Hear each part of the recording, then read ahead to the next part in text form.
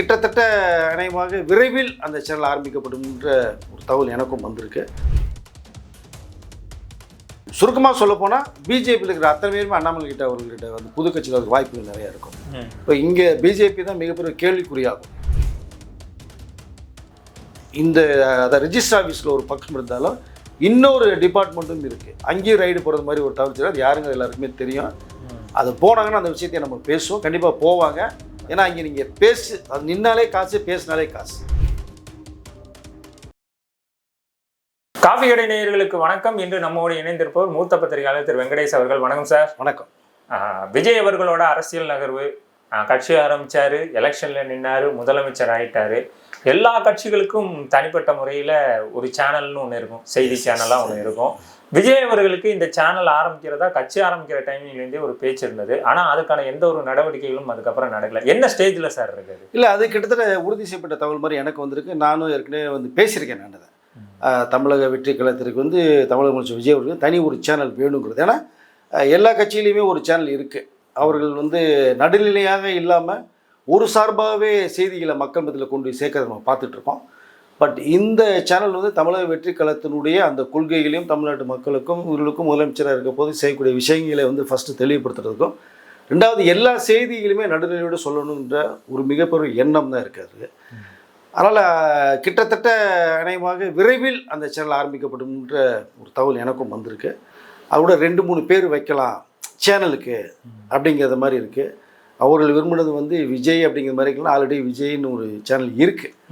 அதனால் கட்சியின் பேருடைய வைக்கலாமா அப்படிங்கும் போது தான் வெற்றி அப்படிங்கிற அந்த ஒரு நேம். ஏன்னா சக்ஸஸ் நீங்கள் சொன்னது மாதிரி கரெக்டாக கட்சி ஆரம்பித்து கிட்டத்தட்ட வந்து ஒரு 27-28 மந்த்து தான் ஆகுது உங்களுக்கு.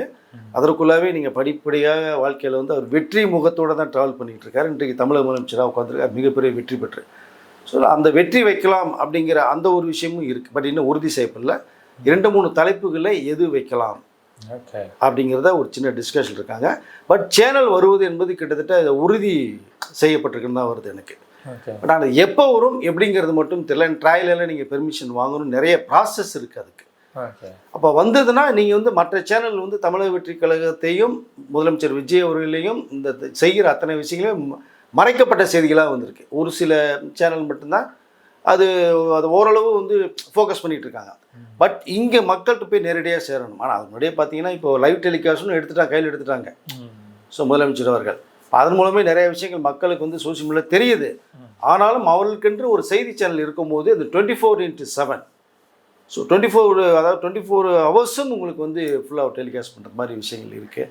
பார்க்கலாம், விரைவில் அந்த சேனல் ஆரம்பிக்கிற வேலைகள் இருக்குது சார். Okay sir. அதோட நிர்வாக பொறுப்புகள் எல்லாமே ஆதவ் அர்ஜுனா தான் பார்த்துக்க போகிறாரு அப்படிங்கிற ஒரு செய்தி வந்துச்சு. இது எந்த அளவுக்கு சார் உண்மை? ஏற்கனவே வாய்ஸ் ஆஃப் காமன் சொல்லி வச்சுட்டு அவங்களுடைய வந்து நிறைய அனுபவங்கள் இருக்காது. இப்போ அப்படிங்கும்போது அது சம்மந்தப்பட்டவர்கள் வந்து ஆட்கள் இருந்தால் இன்னும் வேற அளவுக்கு கொண்டு ரீச் பண்ணலாம், இமிடியட்டாக போய் சேரும். அந்த அடிப்படையில் வந்து ஆதவர்கிட்ட போகணுன்னு தான் நான் நினைக்கிறேன். பட் எல்லாருடைய அந்த சஜஷன், எல்லா அமைச்சர்கள் முக்கியமாக விஜய் அவர்களுடைய அந்த ஒப்புதல் பேர் தான் நடக்கும். ஒரு இதுவுமே அதற்கென்று ஒரு அட்மினிஸ்ட்ரேட்டிவ் நிற்கிறாங்க, CO1 வர்றாங்க. ஸோ அப்படிங்கும்போது அந்த தகவல் சரியான முறையில் போகும். பட் அதற்கு ஒரு சரியான நபர் தான் மாதவ அர்ஜுன் அப்படின்னு தான் நான் நினைக்கிறேன். நான் அதை ஓகே சார்.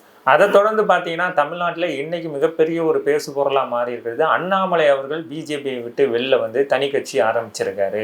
இளைஞர்களை எல்லாத்தையும் சேர்த்து ஒரு இயக்கமாக ஆரம்பிப்போம், வருகின்ற தேர்தலில் வந்து நம்ம போட்டியிடுவோம் கட்சியாக மாட்டேன்னு சொல்லியிருக்காரு. இதை எப்படி பார்க்குறீங்க? இல்லை, வரலாங்க. அரசியலில் யார் வேணாலும் வரலாம். சினிமா நடிகர் ஒருத்தராக வர மாதிரி இப்போ தனுஷ் ஒரு ஐடியா இருக்குன்னு அப்பா சொல்லியிருக்காரு. சூர்யாவுக்கு ஒரு ஆசை இருக்குது. இல்லை, யார் வேணாலும் வரலாம். ஸோ ஜனநாயக நாடு, அரசியலில் குதிக்கலாம், அவருடைய ஆழம் அப்படிங்கிறது தெரிஞ்சுக்கலாம். பட் அண்ணாமலை அவர்கள் வந்து சொல்லப்போனால் 2009 வந்து அரசியல்கள் நுழையும் ரொம்ப ஆசைப்பட்டவர். அதன் அடிப்படையில் தான் கேப்டன் விஜயகாந்த் அவருடைய தேமுதிகவில் தான் ஒரு இன்டர்ன்ஷிப்பாக அவர்கள் வந்து அரசியலை கற்றுக்கிட்டவர். அந்த விஷயத்தையும் அவர் வந்து கன்வே பண்ணுறாங்க. அப்போது கேப்டன் விஜயகாந்த் அவர்கள் தான் அண்ணாமலையுடைய அரசியல் வாழ்க்கைக்கு ஒரு பாதையை போட்டு கொடுத்துருக்கார். இப்போ 2019 தான் வந்து பிஜேபியில் ஜாயின் பண்ணியிருக்கார். ஒரு 10 வருடங்களுக்கு பிறகு தான் போய் ஜாயின் பண்ணியிருக்கார். அப்போது கிட்டத்தட்ட வந்து அரசியல் அனுபவம் அங்கே ஒரு 10 வருஷம் இருக்குது, இங்கே ஒரு 6 வருஷம் இருக்குது. கிட்டத்தட்ட ஒரு 16 வருட அனுபவம் இருக்குது. அவர் வயசே 40-43 தான் சொல்கிறாங்க. அண்ணாமலை சொல்கிறாங்க. IPS அதிகாரி, லா தெரியும், சட்ட நுணுக்கங்கள் தெரியும், அரசியல் அனுபவம் நிறையா இருக்குது. பிஜேபி அப்படிங்கிற அந்த ஒரு கட்சியை தமிழகத்தில் ஓரளவு தெரிய வச்சிருக்காரு அப்படின்னா அது அண்ணாமலை அவர்கள் தான். அது ஒன்றும் மாற்று கருத்து இல்லை. பட் போல்டாக பேசக்கூடியவர். நம்ம சொன்னது மாதிரி யார் வேணாலும் வரலாம். அவர் இப்போ வந்திருக்காரு. கிட்டத்தட்ட பிஜேபியிலேருந்து ஏற்கனவே லாஸ்ட் இயர் ஆரம்பிக்கப்பட்டப்படும் போது அவர் நிறைய நிர்பந்தங்களோட லாக் செய்யப்பட்டார். பட் இப்போ வந்து எதுவாக இருந்தாலும் என்ன பிரச்சனை, கட்சி ஆரம்பிக்கிற முடிவோட வெளில வந்திருக்காரு. நேற்று அவருடைய பிறந்த நாள் அறிவிக்கிற மாதிரி இருந்தாங்க. பட் இன்றைக்கி தான் சொல்லியிருக்காரு. அதை இப்போது கட்சி ஆரம்பிச்சோன்னு ஒரு 5 லட்சம் பேர் இந்த உறுப்பினர் சேர்ந்த ஒரு தகவல் நமக்கு வருது. பட் இந்திய லெவலில் பார்க்கலாம், போக போக தெரியும் நமக்கு அது. பட் அவருடைய பாதை பழைய அரசியல் கட்சி தலைவர்களுக்கு வந்து அரசியல் கட்சிகளுக்கு இப்போ மிகப்பெரிய ஒரு ஆச்சரியக்குறியை ஏற்படுத்தியிருக்கார். அவருடைய எதிர்காலம் கேள்விக்குறியாக இருக்குமா, அண்ணாமலை அவர்கள் வந்து இப்படி வந்துட்டாரு அப்படிங்கிற அளவுக்கு பார்க்கப்படுது. இனி அரசியல் களம், தமிழ்நாட்டு அரசியல் களத்தில் எனக்கு தெரிஞ்ச வரைக்குமே பார்த்தீங்கன்னா தமிழக முதலமைச்சர் விஜய் அவர்கள், ஸோ அண்ணாமலை அவர்கள் 2 பேருக்கு தான் மிகப்பெரிய ஒரு காம்படிஷன் உருவாகிறது வாய்ப்புகள் நிறையா இருக்கும். அதோட உதயநிதி ஸ்டாலின் அவர்களும் இந்த 3 பேரும் இணைந்து தான் தமிழகத்தின் அரசியலை வந்து அடுத்த கட்டத்தை கொண்டு போகணும்னு நினைக்கிறேன். இதில் மக்கள் மனசில் யார் இருக்காங்க, ஸோ அந்த ஒரு எப்படி இருக்குது மக்கள் மனசில் அப்படிங்கிறத தெரிஞ்சுக்கணும். இங்கே விஜய் அவர்கள் தான் இன்றைக்கி இருக்கிறது மருத்துவங்க தான் நீங்கள் உட்கார வச்சுருக்காங்க. இந்த இளைஞர்கள் நீங்கள் கேட்டீங்க, ஆல்ரெடி இளைஞர்கள் எல்லா பேருமே கிட்டத்தட்ட பார்த்தீங்கன்னா இந்த 18 வயசுலேருந்து 29 வயசுக்குள்ள இளம் தலைமுறை சேர்த்து கிட்டத்தட்ட தமிழக வெற்றி களத்தில் வந்து அவர் எல்லாருமே வந்து இணைத்து கொண்டார்கள். அதன் மூலமாக தான் மிகப்பெரிய வாக்குகள் வித்தியாசம் வந்து வந்தது விஜய் அவர்களுக்கு. அதனால் வந்திருக்காங்க, இனி போக போக தெரியும். பட் அவருடைய அரசியல் பயணம் வந்து ஒரு சரியான பாதையில் இருக்கும் தான் நினைக்கிறேன். ஸோ வரக்கூடிய 2031 தேர்தல் மிகப்பெரிய அளவில் பேசப்படும்னு நினைக்கிறேன். காரசாரமான விவாதங்கள் போகும் மக்கள் மத்தியில். ஏன்னா எனக்கு தெரிந்தே பார்த்தீங்கன்னா 2029 ஒரே நாடு ஒரே தேர்தல் அப்படிங்கிற ஒரு சிஸ்டம் ஒன்று உருவாக்குது. அப்படி பார்த்தா 2029 தமிழ்நாட்டுக்கும் இந்த எலெக்ஷன் வந்தால் ஆச்சரியப்படுறதுக்கு இல்லை. எப்படி அந்த வேலைகள் ஒரு ப்ராசஸ் போயிட்டு இருக்க தகவல் வருது. அப்படி பார்த்தா இன்னொரு 3 வருடங்கள் தான் இருக்குது. இப்போ 26, 27, 29 3 இயர்ஸ்க்குள்ளே வந்து தமிழக முதலமைச்சர் விஜய் அவர்கள் எந்த கட்டத்துக்கு தமிழகத்தையும் தமிழ்நாட்டு மக்களும் கொண்டு போய் சேர்க்க போகிறான்ற ஒரு விஷயம் ஒன்று இருக்குது. சிறப்பான விஷயங்கள் நிறைய பண்ணிகிட்ருக்காரு. இப்போ நம்ம பார்த்துட்டு தான் இருக்கோம். பட் அதோடு இப்போ புதியதாக அண்ணாமலை அவர்கள் வந்திருக்காங்க. பார்க்கலாம், அரசியலுக்களம் கண்டிப்பாக சூடு பறக்கும். இளைஞர் மத்தியில் ஒரு பரபரப்பான ஒரு நிறைய விஷயங்களே கற்றுக் கொடுக்கும். சார், இதில் என்ன கேள்வினா, இப்போ விஜய் அவர்களுக்கு மிகப்பெரிய ஒரு இளைஞர் பட்டாளம் இருக்குது. அண்ணாமலையும் ஒரு சில இளைஞர்கள் ஃபாலோ பண்ணிட்டு வராங்க. அண்ணாமலையை வந்து ஃபாலோ பண்ணுற இளைஞர்கள், பொதுமக்கள் இவங்கெல்லாம் நிறைய பேர் இருக்காங்கிற போது அந்த இளைஞர் கூட்டம் எங்கேருந்து வரும் சார்? நான் தான் ஏற்கனவே சொல்லிட்டு இந்திய லெவலில் தான் 5 லட்சம் பேர் வந்து அந்த கட்சியில் இணைஞ்சிருக்கிறதா ஒரு விஷயம் வருது தான். பட் அவருக்கு ஒரு வாய்ஸ் இருக்குது. நீங்கள் சுருக்கமாக சொல்ல போனால் பிஜேபியில் இருக்கிற அத்தனை பேருமே அண்ணாமலை கிட்ட அவர்கள்கிட்ட வந்து புது கட்சியில் அதுக்கு வாய்ப்புகள் நிறையா இருக்கும். இப்போ இங்கே பிஜேபி தான் மிகப்பெரிய கேள்விக்குறியாகும் தமிழகத்தில். ஏற்கனவே அவர் சொன்னதான் தமிழ்நாட்டில் இருக்கிற கட்சியில் 100ல் 101வது கட்சியாக மாறும் தான் அண்ணாமலை அவர்களே சொல்லியிருக்காங்க. இப்போ அதில் இருக்கிற இளைஞர்கள் இவர் மேலே பற்று உள்ளவர்கள் அப்படிங்கிற அந்த ஒரு விஷயம் இருக்குது. அதுதான் அவர் இடத்துல போய் சேரும்.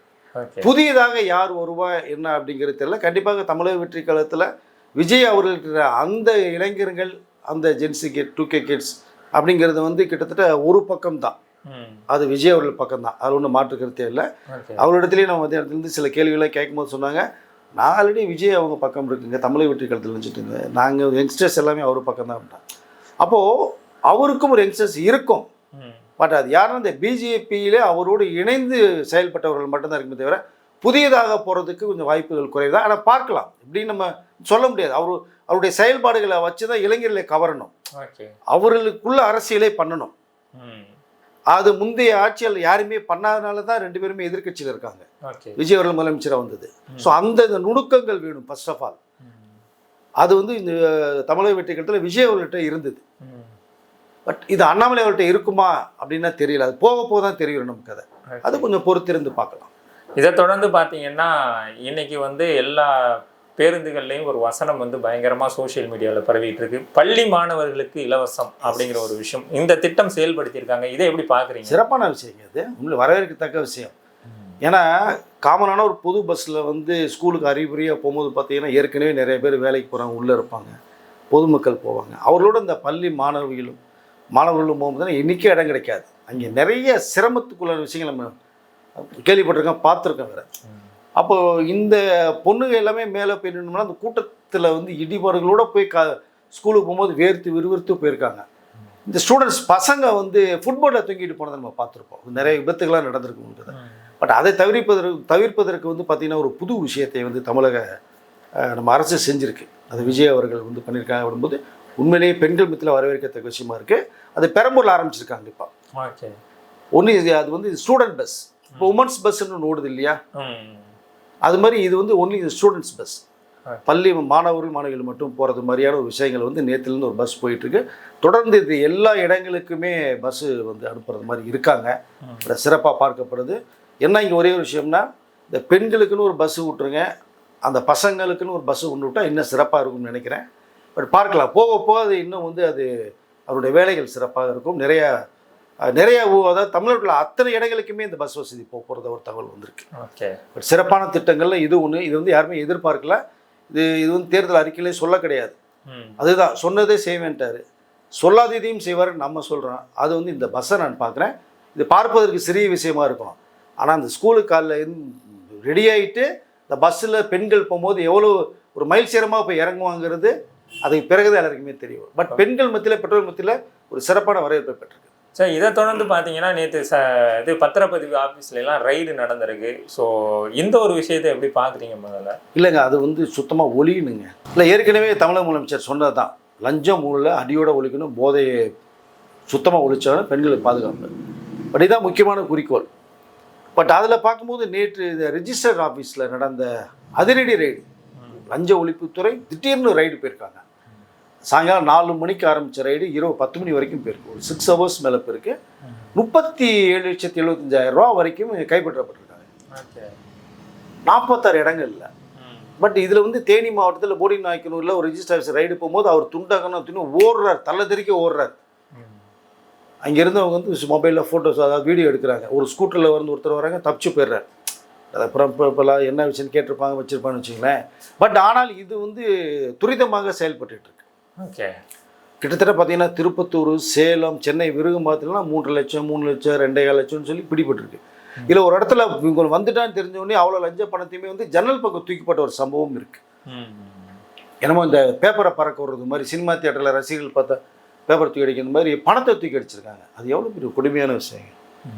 அந்த லஞ்சம் நீங்கள் கொடுத்தா தான் அந்த வேலையை செய்வேன்னு எவ்வளோ கஷ்டப்பட்டு ஒருத்தர் வேலைக்காக வந்தது, அந்த பணத்தை நீங்கள் வாங்கியிருப்பீங்க. அவள் எங்கேருந்து வாங்கிட்டு வந்தாங்கன்னு தெரியாது. வட்டி வாங்கினாங்களா, இல்லை வீட்டில் இருக்க செயின் எங்கேன்னு நகையை அடகு வச்சுட்டு அந்த பணத்தை வந்து கொடுத்தாங்களா? ஏன்னா லஞ்சம் கொடுத்தா தான் வேலை நடக்குன்ற ஒரு பொசிஷனில் இருக்குது.